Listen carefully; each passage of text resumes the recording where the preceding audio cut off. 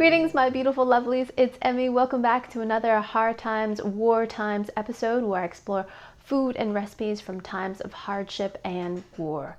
So today I'm going to be tackling hardtack, the staple of many wars. So I researched several recipes for making hardtack, including Townsend & Sons, which they make a very authentic version of hardtack. I'll put a link to their video down below.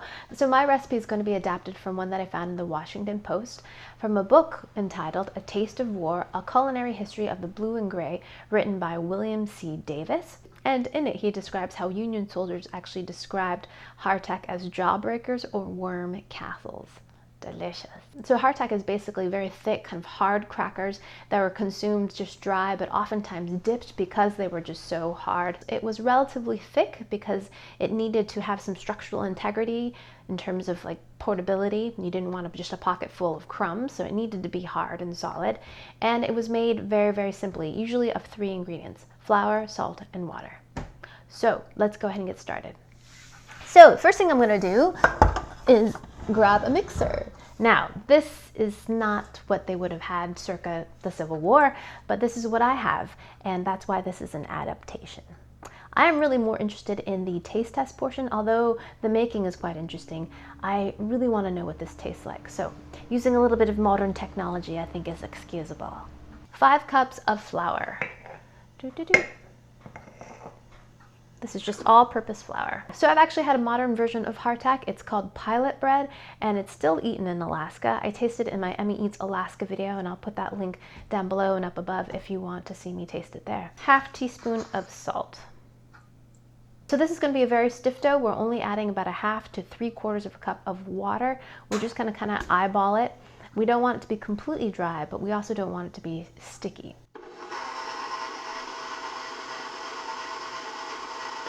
So once it forms a dough that does not stick to the walls of the mixer, then we know that our dough is ready to roll out.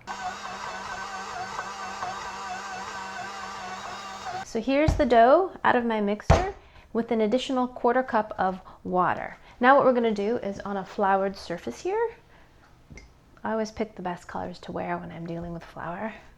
I actually don't own very much white. I am a mother of 2 children, so I feel like I should know better. Now we're going to roll this out to 3/8 of an inch. Because I'm vertically challenged, I'm going to use my little stool. Oh yeah. I will crush you. Let's make a recipe for hardtack. Okay.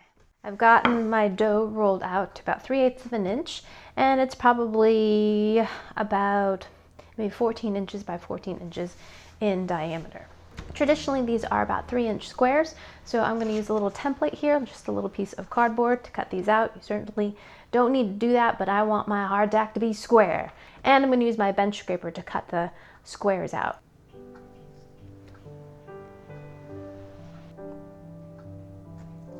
Now I can take my pizza wheel and cut these all the way through. Now we're going to dock the dough, which just means to prick little holes in it to prevent the dough from rising in the oven. We want a cracker after all, we're not making a pie. Anything sharp will do. You can use the tines of a fork, a skewer, a chopstick, whatever you like. I'm going to do 16 holes. Lift this up. Now we're going to transfer this onto a baking tray, and we're going to bake these in a 400-degree oven for 30 minutes. Other recipes say for a lower temperature, about 250 degrees for hours, but I like the idea of having a little bit of toasty golden brownness. So 400 degrees it is.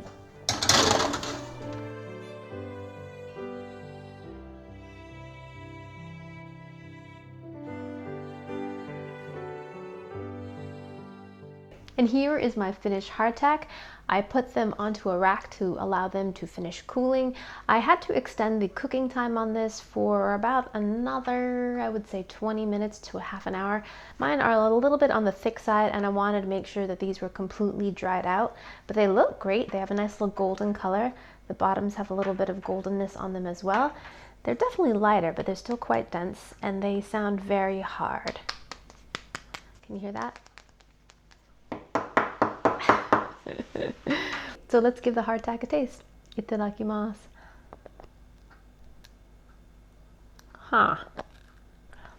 So that is very, very hard. Let me try cracking it on a plate. Oh, Oh. These are of course freshly baked, so they're a little bit crisp on the outside, but imagine eating one of these after they've been sitting around for months and months, if not years, full of worms. Sounds terrible. Okay, let's try taking a bite now that the piece is a little bit smaller. Here we go. Itadakimasu.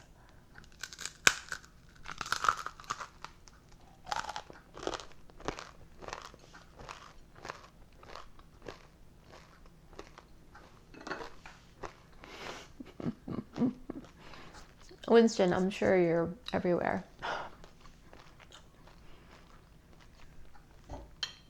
So yeah, that actually doesn't taste bad. It just tastes very, very, very plain. There was only a half a teaspoon of salt in that entire batch of hardtack, so not very much seasoning whatsoever. So not surprisingly, this just tastes like flour. The texture, as you heard, is pretty hard, but that is a way of preserving this, right? Removing water from something, keeping something dry, keeps things from going moldy and keeps things from going bad.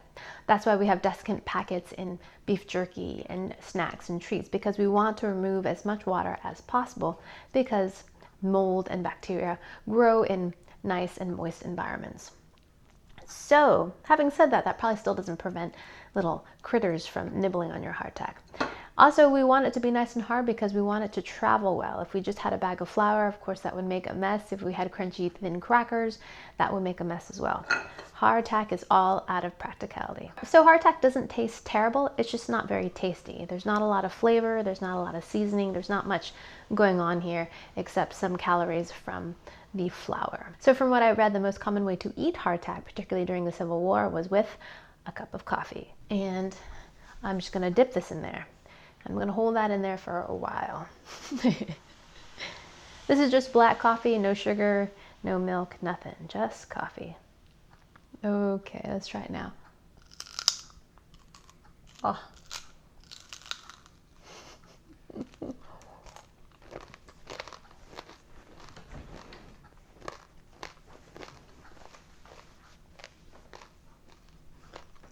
There you go. So if you break the hardtack and expose a cut edge to it, and then stick it into your coffee and allow it to absorb the coffee, it's much better. It's much more absorbent. This outside has been kind of baked dry, so it's really difficult to get the coffee inside. But once you do, and then you take a sip, it's actually not bad. I'm just missing a little bit of sweetness. I'm sort of habituated to have cookies with my coffee, so having something plain like this is kind of strange. In terms of flavor, it's similar to a saltine cracker minus the salt. The texture, as you heard, is very hard and crunchy, not a light crispness by any means, very hard and difficult to get through. But this is a recipe that was invented out of necessity and practicality after all. So, you know, things like taste were sort of a luxury, right? Thank you guys so much for joining me. I hope you guys enjoyed that one. I hope you guys learned something. If you want to make hardtack yourself, I'll put the recipe amounts down below. Share this video with your friends, follow me on social media, and I shall see you in the next video. Toodaloo, take care, bye! Coffee burp?